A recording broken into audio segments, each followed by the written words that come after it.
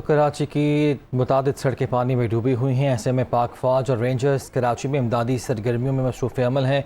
गुज़िश्ता 8 घंटे के दौरान कराची के मुख्तलिफ इलाकों में 106 मिलीमीटर बारिश रिकॉर्ड की गई है। गुज्जर, औरंगी, महमूदाबाद समेत तमाम नाले अपनी सलाहियत के मुताबिक काम कर रहे हैं, ऐसा बताया जा रहा है। तो पाक फौज और रेंजर्स कराची में इमदादी सरगर्मियों में मसरूफ़ है।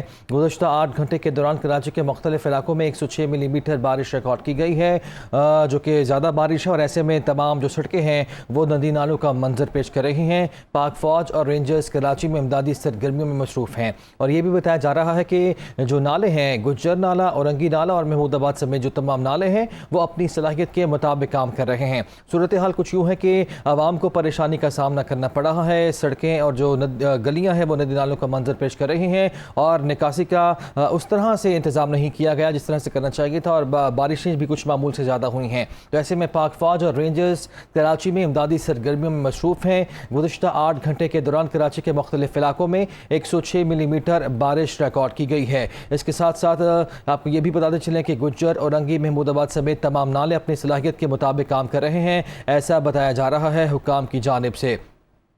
कराची में पाक फौज और रेंजर्स इमदादी सरगर्मियों में मसरूफ़ हैं। गुज़िश्ता 8 घंटे के दौरान कराची के मुख्तलिफ इलाकों में 106 मिलीमीटर बारिश रिकॉर्ड की गई है और गुज्जर, औरंगी, महमूदाबाद समेत तमाम नाले अपनी सलाहियत के मुताबिक काम कर रहे हैं। लोगों को मुश्किलात का सामना करना पड़ रहा है। मुतअद्दिद गाड़ियाँ, मोटरसाइकिलें पानी में बंद हो चुकी हैं और आवाम को परेशानी का सामना है।